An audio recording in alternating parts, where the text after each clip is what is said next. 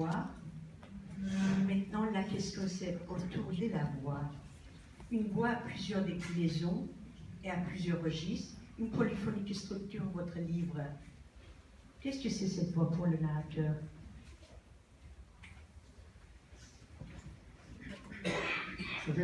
Après la voix que nous avons entendue, il est préférable de ne pas dire grand-chose,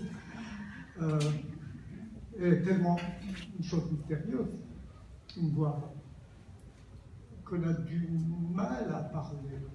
Et justement, c'est une voix. C'est-à-dire qu'on n'a pas besoin d'en parler. On peut la vivre. Alors, dans un écrit, dans un texte, ben, la voix, une voix, pour moi, c'est quelqu'un. C'est quelqu'un qui a en chair et en os. C'est plein, enfin, une voix, ça renvoie à un appel. D'abord, l'ouvrage, enfin, c'est par là que j'ai commencé. Il y a des voix qui appellent le narrateur. Elles lui demandent de se souvenir d'elle et de parler d'elle. Car si le narrateur ne les entend pas, les voix sont mortes. Donc il y a une nécessité pratiquement éthique, pour ne pas parler d'esthétique, de parler de ces voix qui sont, on ne sait pas, elles sont mortes, elles sont vivantes.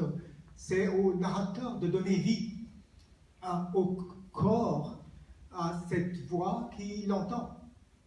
Et je crois qu'il y a, enfin, j'avais cette obsession de vouloir donner chair concrète, c'est-à-dire de mettre les gens en scène, de créer des situations que j'avais entendues, évidemment, car le narrateur a devant lui des photographies de famille, mais les photographies de famille ne sont pas suffisantes. Il faut quelqu'un ou une voix qui, chaque fois, donne des indications. Qui est quoi? À quel moment ces choses-là se sont passées? Autrement dit, il faut une voix qui donne des références. Sinon, les photographies et les personnages sont perdus, c'est-à-dire disparaissent vite. Donc, mon problème, si vous voulez, c'est à travers ces deux moyens, la voix et les images, ou les photographies, de pouvoir restituer, en les recréant, des personnages que la voix donnait, mais qui n'étaient pas en elles-mêmes suffisantes. Car j'aime bien voir d'où elle sort cette voix. Quel est le corps? Quel est le corps qui porte cette voix? Car une voix, ça a un corps, ça sort d'un corps. Ça parle d'une âme. Ça apporte une histoire. Et donc, c'est ça qui m'intéresse. Et jusqu'à maintenant, c'est ce qui me fait travailler, c'est la voix. Si dans un texte, je n'arrive pas à faire passer une voix, eh ben, je n'ai pas réussi. Et pour moi, l'élément, alors cette voix, évidemment, elle est orale, elle n'est pas écrite.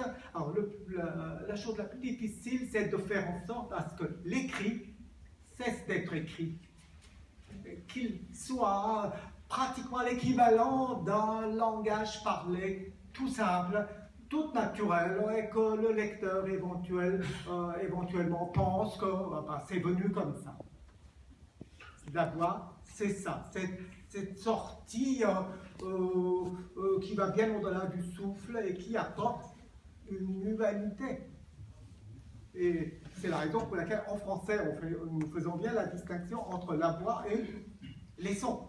Alors en arménien, le mot time ne fait pas cette distinction. En arménien, time, on dit et aussi bien pour le bruit, pour le son que pour la voix humaine. Donc l'arménien pratique la distinction. Alors que le français distingue. Et moi, en tant que bilingue, je suis obligé de tenir compte de la distinction de l'arménien tout en faisant attention, tout en remarquant qu'en français, il y a cette différenciation. Très bien. Madame Bouchereau.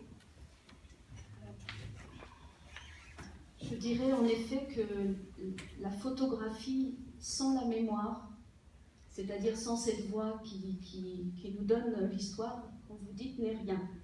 Mais l'oral, quand il n'est pas transcrit, quand il n'est pas introduit aussi par écrit, se perd. De même que le manuscrit dont vous parlez dans votre œuvre, un manuscrit d'un personnage qui s'appelle Mariam, qui a été écrit mais qui s'est perdu.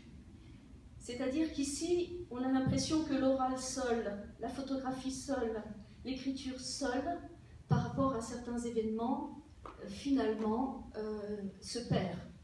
Il faut un lien entre ces différents objets, cette matière qu'est l'écriture, mais aussi cette matière qu'est la voix, aussi la photographie. La photographie n'a pas de vie, donc il va falloir lui donner en effet une vie. Comme vous le dites, les photographies errent, voyagent, les manuscrits errent aussi, voyagent et se perdent. L'alias de photographie diminue, elle s'abîme, de même que ce manuscrit disparaît.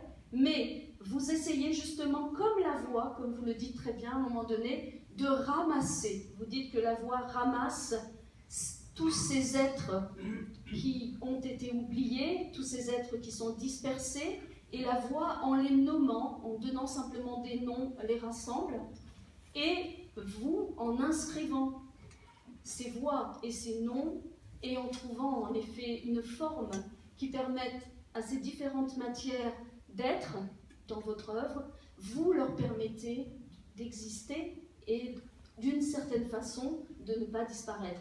Vous parlez beaucoup de la cristallisation, de la fossilisation. Vous parlez aussi de l'objectivation, c'est-à-dire que les matières, quand elles sont matières, restent subjectives. La mémoire, c'est quelque chose d'absolument subjectif. La mémoire, c'est la mémoire de chacun. La voix aussi appartient à chacun. De même que l'écriture est particulière, elle est particulière à chacun. Et il faut, à un moment donné, quand il s'agit de parler d'un événement qui concerne une communauté entière, il faut objectiver. Et donc, en effet, on a besoin de donner de l'épaisseur, d'objectiver, dans le sens que le subjectif devienne objectif, mais ça devient aussi un objet qui n'est pas périssable, et un objet que d'autres ensuite pourront reprendre et auquel ils pourront donner vie.